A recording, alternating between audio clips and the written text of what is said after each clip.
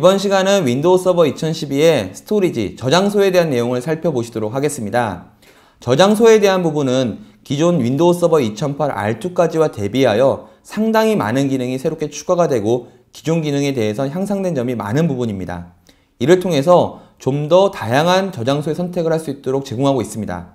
이런 부분에 대해서는 저장소, 이런 지금까지는 하드웨어 스토리지만을 생각할 수 있었지만 윈도우 서버 2012는 이제 SMB 프로토콜 3.0 버전을 제공함으로써 윈도우 서버가 파일 서버가 아닌 스토리지와 같은 역할을 할 수 있게 되었고요. 이뿐만이 아니라 아이스카시 타겟이 기본적으로 내장되어 있어서 아이스카시 스토리지와 같은 역할도 윈도우 서버로 대체할 수가 있습니다.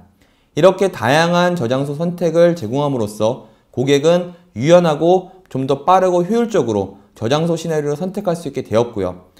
이런 저장소가 단순하게 서버가 다운이 발생했을 때 장애로 이어지는 것이 아니라 고가용성 기능과 연결되어 항상 운영이 가능한, 항상 동작하고 있는 형태의 스토리지로 제공된다는 것입니다. 마지막으로 윈도우 서버 내에서 이런 기술을 제공하기 때문에 좀 더 손쉬운 관리, 그리고 좀 더 빠른 디플로이먼트, 나아가서 IT 관리자는 다른 기능을 더 배우지 않으시더라도 윈도우 서버만으로도 저장소를 구축할 수 있다는 장점이 있게 됩니다. 이런 저장소의 기능에 대한 10가지는 고객이 이러한 요구사항들이 많았다는 것입니다. 첫 번째로 저장소 영역이라고 하는 것은 다소 생소한 단어가 될 수가 있습니다. 저장소 가상화라는 단어, 스토리지 버추얼라이제이션 기술이라고 보시면 되는데요. A라는 거와 B라는 거와 C라는 스토리지가 각기 10기가씩 나눠져 있을 때 고객이나 기업 내에서 30기가를 요구하면 기존에는 만들어줄 수가 없었습니다. 그렇지만 저장소 영역을 이용하게 되면 10기가 3개를 마치 하나의 30기가짜리 스토리지로 만들어주는 기술이 윈도우 서버의 기본 내장이 되어져 있다는 것입니다. 그럼 이를 이용해서 윈도우 서버 관리자는 30기가의 스토리지를 만들어서 이를 클러스터링이라든가 파일 서버나 기타 여러가지 시나리오에 마치 하나의 디스크처럼 운영할 수 있게 제공한다는 겁니다.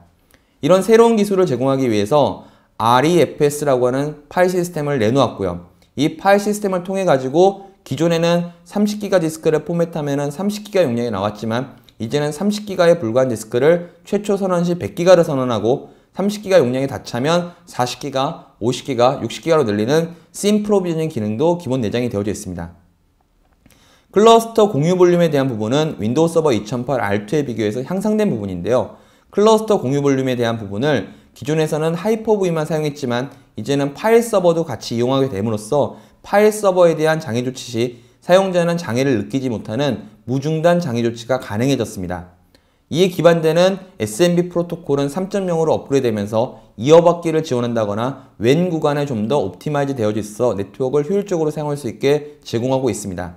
기존 윈도우 서버 2008 R2까지의 SMB 2.1은 로컬 랜 영역에 대해서만 최적화되어져 있으며 중간에 데이터가 끊어졌거나 아니면은 이어받기를 원하는 경우에 이어받기 기능을 제공하지 않아서 처음부터 다시 파일을 전송받아야 되는 불편함이 존재했었습니다. ODX라고 하는 거는 스토리지 하드웨어에서 제공하는 기능입니다. 같은 스토리지에 연결되어 있는 컴퓨터 2대가 스토리지 내에서 카피를 할 경우에 기존에는 A라는 머신에서 B라는 머신으로 파일이 네트워크로 카피가 됐었습니다.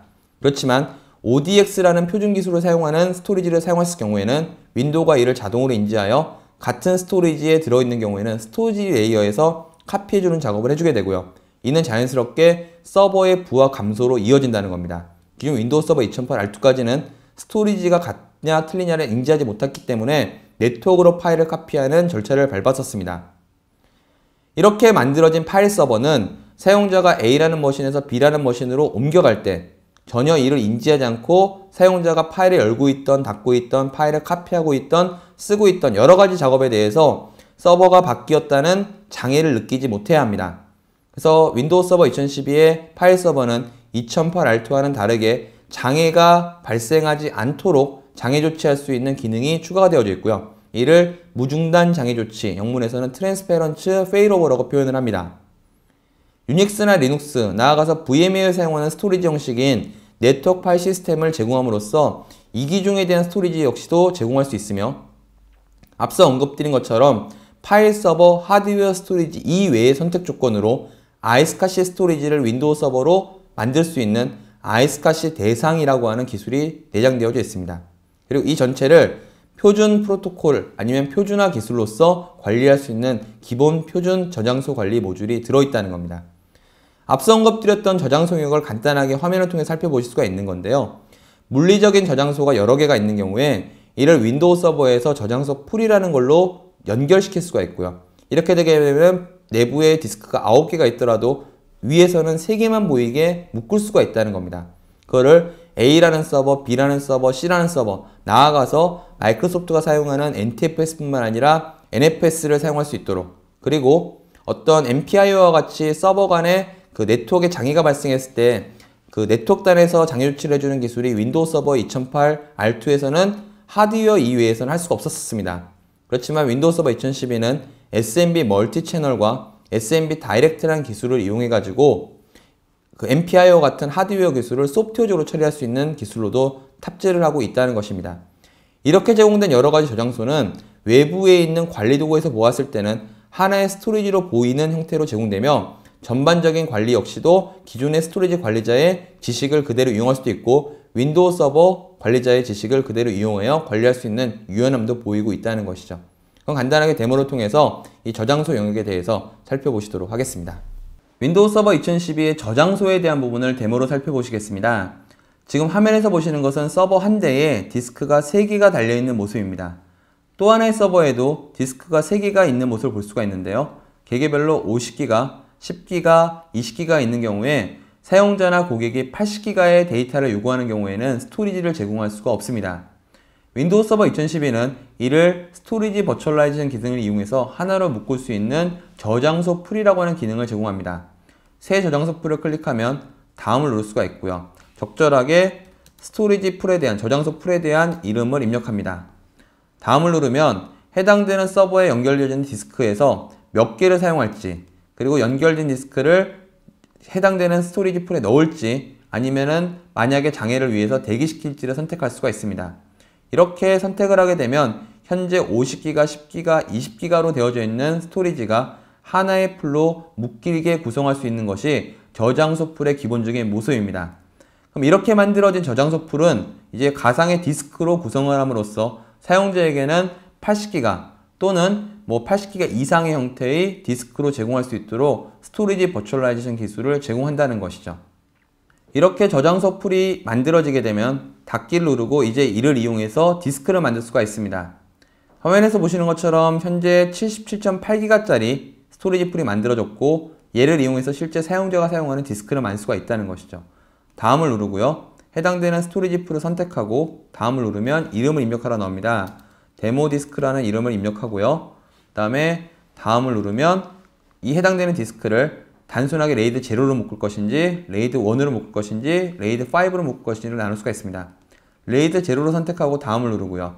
바로 여기서 전체를 고정된 방식인 80개로 쓸 건지 아니면은 선언은 그 이상의 숫자를 놓고 필요할 때 디스크를 추가하는 방식인 심 방식을 쓸지를 선택할 수가 있습니다. 심 방식을 선택하면 용량을 현재는 77기가밖에 쓰는 것이 안 되지만 여기다가 150기가를 입력하게 되면 해당되는 디스크는 150기가로 보인다는 겁니다. 당연히 77기가 이상이 되게 되면 용량이 부족하다는 에러가 나겠죠. 이렇게 디스크를 만들어서 사용자는 150기가의 디스크를 할당할 수가 있는 것이고요. 이를 이용해서 이제 이 전체의 디스크를 마치 하나처럼 연결해주는 기술을 스토리지 풀에서 제공한다는 겁니다. 이뿐만이 아니라 윈도우 서버 2012의 스토리지는 소프트웨어적으로 중복 제거 기술을 제공합니다. 동일한 파일이 있을 때 이를 하나만 저장시키는 기술로서 현재 화면에서 보시는 4번 서버의 D 드라이브는 전체 용량에 대해서 236기가가 중복된 파일이고 이를 하나만 저장함으로써 중복 제거 비율이 68%를 제공하는 것이 되게 되고요. 이러면 디스크 용량을 절감할 수 있기 때문에 비용의 절감으로 이어지게 되고 이에 대한 설정은 쉽게 마우스 클릭 몇 번만으로 완료할 수 있도록 구성이 되어져 있습니다.